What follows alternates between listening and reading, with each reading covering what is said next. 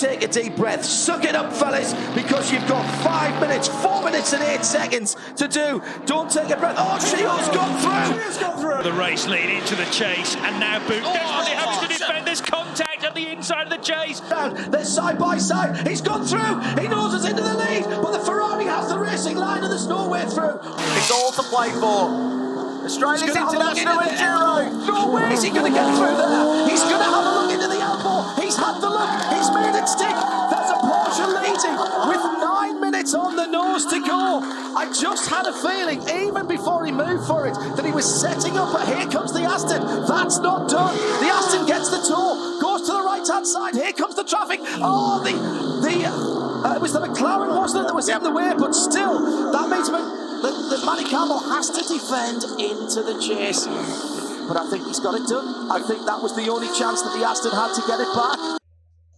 Mount Panorama is one of the best circuits in the world. Opened in 1938 with a length of 6.2 kilometers, the mountain is made for GT class racing.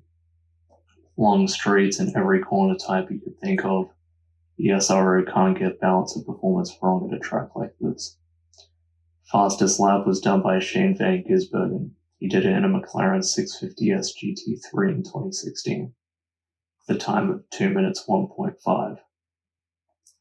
Christopher Mies holds the outright fastest lap of a 159.2. He did it in an unrestricted Audi R8 LMS GT3 at the 2018 Challenge Bathurst event. If you look at the past GT events at Bathurst, there's one that stands out. Bathurst 24 hours.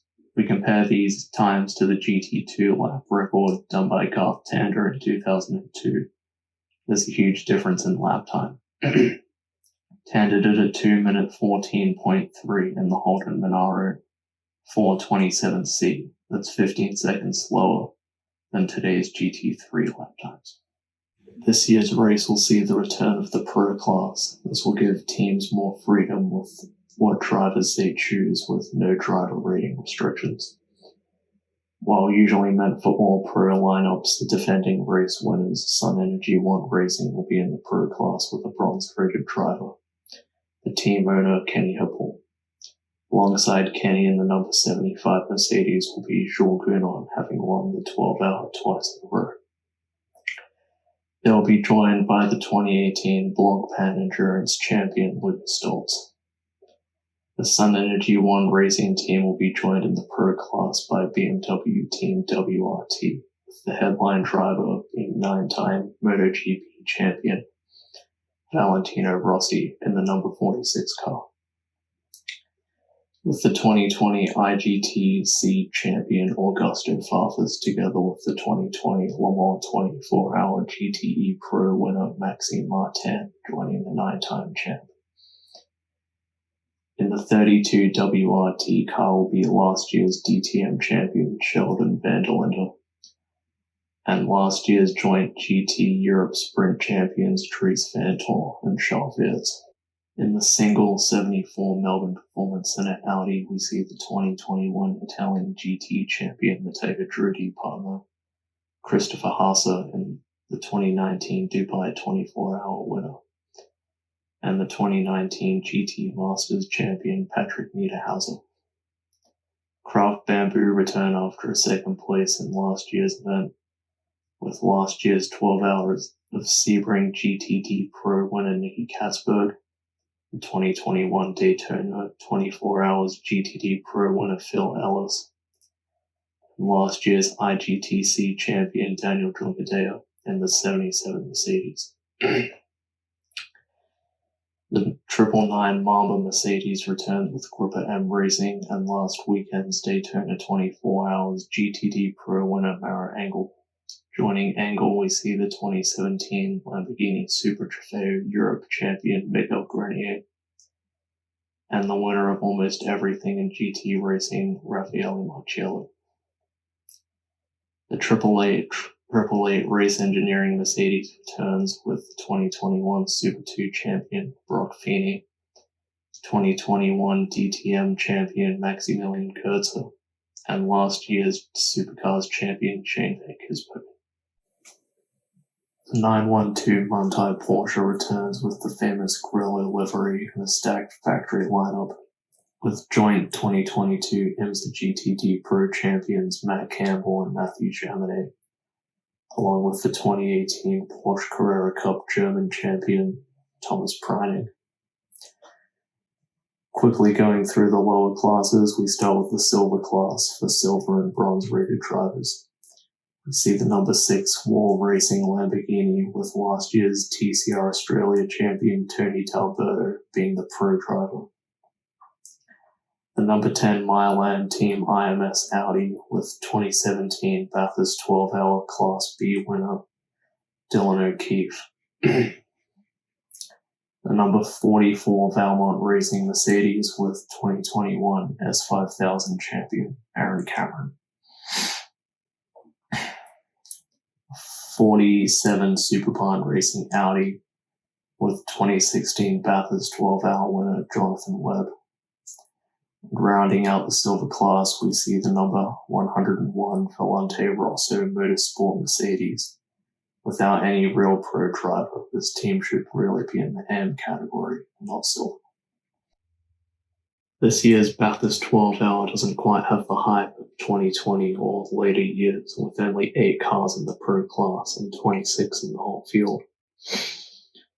The peak of entries in the IGTC era was in 2017, with 14 cars in the pro class and 55 cars across the whole field. In 2020, we saw a peak of manufacturers in the pro class with 11 different brands. These include Bentley, McLaren, Mercedes, Porsche, Nissan, Aston Martin, Audi, Lamborghini, Honda, BMW, and Ferrari. While technically it's only 10 as the Ferrari crashed out in practice, that is still well above the 4 we had to see this weekend. Nissans are only being run in Japan now, so a Nissan in 12 hours is also unlikely. While Beechdean ran a pro Aston Martin in last year's GT World Challenge Europe, an entry in the IGTC for that car would be unlikely. Also unlikely is the Honda NSX, as it is only being run in America and Japan, with Comet Racing running a car in GT World Challenge Asia. Ferrari tried to get an entry but are focusing on their WEC program with AF Corsa, and Hub Auto Corsa, who ran a car in 2020 and 2019, moved to Mercedes. Maranello Motorsport, who won the 12-hour in 2014 and 2017, is still in financial trouble after the pandemic. That leaves us with Mercedes, Porsche, Audi, BMW, and Lamborghini, who are potential manufacturers able to race this year. Those brands all happen to be in this year's race.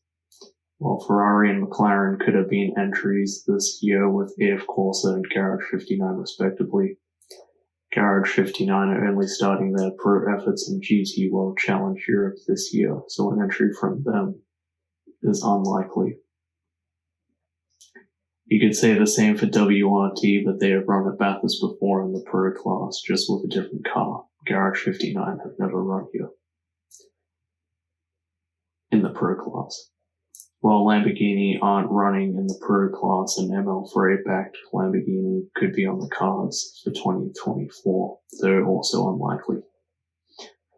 This year's race will be almost as good as it could be, with maybe extra entries from Lamborghini, Mercedes, or Porsche, plus an entry from Ferrari or McLaren in the future. The race this year will be as competitive in terms of manufacturers as it could get. While we won't see the big grids of the past, if Ferrari join back in 2024 and Melbourne Performance Centre continue to run Audis, we could see one of the most competitive fields yet. Adding to that, entries from BMW, Mercedes, Porsche, Lamborghini, and McLaren will also add to that. Until then, I'll be tuning into the race this weekend and enjoy every second of it, with the return of the Radio Le Mans team in commentary and decent pro category, all things considered. It should be a classic.